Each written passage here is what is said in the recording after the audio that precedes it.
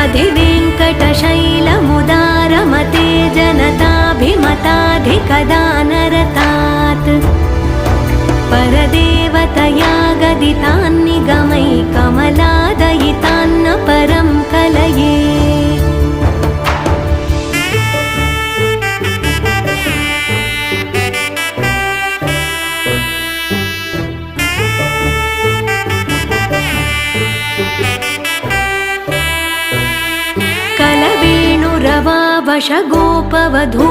कलवेणुरवावशगोपवधूशतकोटिभृतात् स्मरकोटिसमात् प्रतिवल्लविकाभिमतात् सुखदात् वसुदेवसुतान्न परं कलये।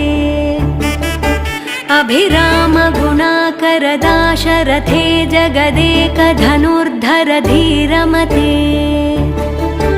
रघुनायक राम रमेश